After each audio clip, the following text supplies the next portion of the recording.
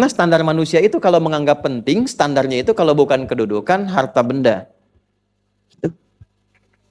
Ya, coba deh, orang kaya masuk masjid, itu sapnya sudah ada yang ngisi.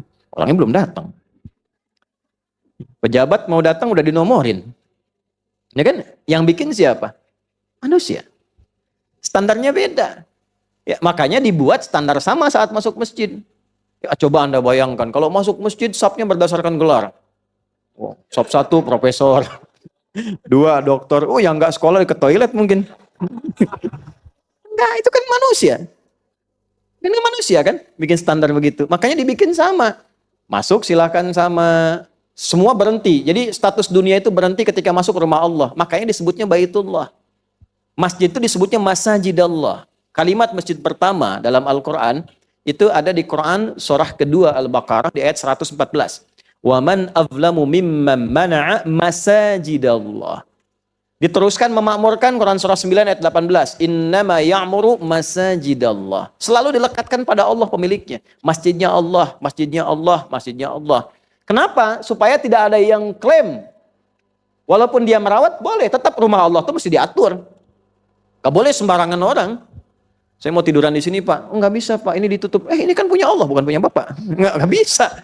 Tetap ada aturannya. Makanya ada rumusan kemakmuran masjid. Ada pengelola masjid. Dengan turunnya Quran 9 ayat 18. Tapi pengelola masjid ini pun tidak boleh melebihi kapasitasnya seakan-akan menjadi pemilik mutlaknya. Dibuatlah aturan oleh Allah. Dari aturan pengelola bagaimana, ya menata untuk ibadah bagaimana, mengelola harta di situ bagaimana, supaya tidak melebihi kapasitasnya. Tetap yang punya Allah. Anda diberikan rizki, dititipkan oleh Allah pada Anda untuk menyempurnakan pembangunan. Walaupun sumbangan Anda 50 M, hartanya bukan punya Anda. Cuma Anda dipilih kebagian, dapat pahalanya dari situ, dititipkan oleh Allah lewat Anda. Jadi kalaupun Anda nyumbang paling besar, bukan berarti semua harus punya Anda. Lantas Anda buat kebijakan yang melebihi kebijakan Allah. Itulah sebabnya dibuat ketentuannya Masajidallah, masjidnya Allah. Jelas gak? Gitu ya. Jadi aturannya sama. Silahkan masuk sama. Sapnya sama. Kalau ada kondisi tertentu memang diatur, silahkan atur. Tapi jangan melebihi aturan Allah Subhanahu wa ta'ala. Paham sampai sini? Itulah dilekatkan kalimat Masajidallah untuk memberikan sebuah penguatan. Oke, ini standar manusia. Jadi penting itu kalau punya harta, punya kedudukan, penting manusia. Di sisi Allah, standar orang elit dan penting. Itu ukurannya ternyata bukan dunia. Nah, dunia itu bisa harta, bisa kedudukan, bisa ilmu. Ya, awas. Ilmu agama juga masih dijaga. Makanya tadi 4 penjagaannya. Ilmunya bagus, lihat agamanya. Lihat ma'rifatnya. Lihat akhlaknya. Mau masuk, tapi kalau belum disalamin nggak mau.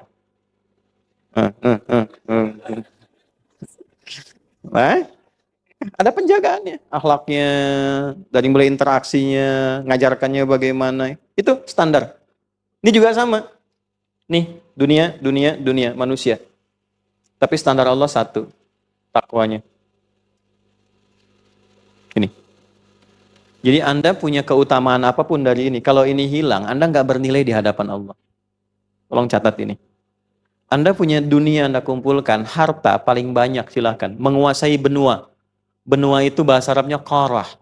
Penguasanya namanya Qarun. Kenapa disebut Qarun? Ada satu tafsir mengatakan karena hartanya begitu banyak seperti punya benua.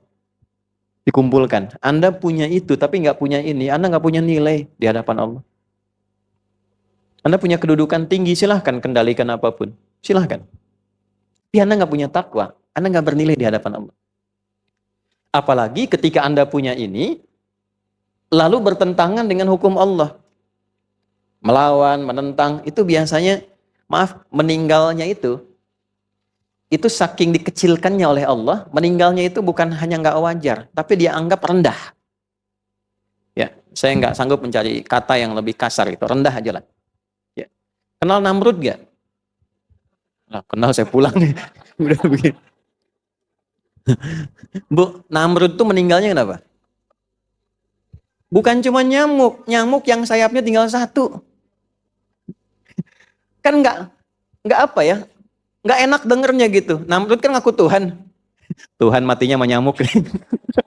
Nyamuk setengah sayap lagi, gitu kan? Kan nggak enak, dengernya kan nggak enak tuh. Masa Tuhan matinya sama nyamuk, gitu kan? Ya, Firaun tahu kan? Tahu kisahnya kan? Matinya bagaimana? Tenggelam kan? Ya, dia kan ngaku Tuhan kan? Diviralkan di Quran, Ana Rabbukumul A'la. Pernah nggak ada kalimat begini? Pernah dengar nggak? Firaun ngaku Tuhan. Tuhan kok tenggelam? Tuhan tenggelam. Jadi cara Allah membinasakan itu sederhana sekali untuk menunjukkan bahwa ini nggak ada nilainya. Jadi Anda punya apapun, termasuk punya ilmu merasa hebat, ya kan? Ya, ada Stephen Hawking lah sampai mengatakan Tuhan telah mati. Dia yang mati duluan. Ya kan? Coba lihat cara meninggalnya. Walaupun ilmunya mungkin dianggap besar, luas. Ini ibrah ya. Ini satu hikmah yang kita bisa ambil. Jadi Anda silahkan banggakan status, silahkan banggakan harta, pengetahuan yang luas. Tapi kalau nggak punya takwa, nggak ada nilainya. Itu satu di hadapan Allah itu. Nah ini yang dimaksud Quran surah Al-Hujurat yang ayat ke-13 itu. Ya ayyuhan nasu inna khalaqnakum min dzakarin wa untha wa ja'alnakum syu'uban wa qabaila lita'arafu inna akramakum indallahi atqakum. Ini poinnya. Hei semua manusia tanpa kecuali, yang dekat, yang menengah, yang jauh. Aku ciptakan manusia itu cuma 2 jenis. Ada berapa jenis? Ingat, Anda yang di sini ada manusia, cek cuma 2 nih. Enggak ada yang ketiga. Min dzakarin laki-laki wa untha perempuan, nggak ada jenis ketiga. Oke? Kalau Nia aja, kalau Kurniadi aja. Udah. Paham ya? Baik. Jadi cuma 2, tidak ada yang ketiga. Wa ja'alnakum syu'uban wa qabail. Dari situ kemudian silahkan saling mengenal, berta'aruf, membangun hubungan sosial dari kekeluargaan sampai masyarakat. Tapi kalau nanti naik statusnya, bergaul dengan orang, ya, maaf mungkin ada yang disanjung, ditinggikan, dihormati, wajar keduniaan. Tapi kata Allah dalam pandanganku standarnya 1. Inna akramakum indallahi indan nasi. Mungkin di kalangan manusia, mungkin aghnakum yang paling kaya. Ya.